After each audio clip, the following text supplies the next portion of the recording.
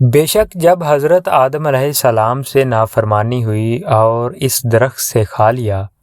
جس سے روکا گیا تھا تو اللہ تعالیٰ نے وحی بھیجی، اے آدم تو میرے پڑوس سے اتر جا، میری عزت کی قسم میری پڑوس کو وہ شخص اختیار نہیں کر سکتا جو نافرمان ہو۔ حضرت آدم علیہ السلام زمین پر کالے ہو کر اتر آئے تو فرشتے رونے اور چیخنے لگے اور عرض کیا، اے رب وہ تو ایک ایسی مخلوق ہے جس کو تو نے اپنے ہاتھوں سے پیدا کیا اور تو نے اسے جنت میں ٹھکانہ نہ دیا،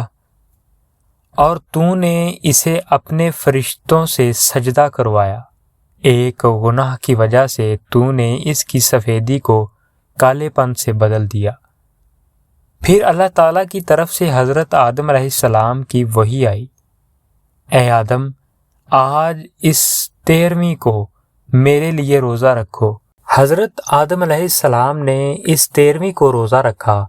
تو ان کا تہائی حصہ سفید ہو گیا۔ پھر اللہ تعالیٰ کی طرف سے وحی آئی کہ میرے لیے اس 14ویں کا روزہ رکھو، چنانچہ انہوں نے اس 14ویں کا بھی روزہ رکھا تو ان کے 2 حصے سفید ہو گئے۔ پھر اللہ تعالیٰ نے وحی بھیجی کہ اے آدم میرے لیے اس 15ویں کو بھی روزہ رکھو، چنانچہ انہوں نے اس 15ویں کو بھی روزہ رکھا تو سارا کا سارا سفید ہو گیا۔ پھر ان دنوں کا نام الایام البیض رکھا گیا۔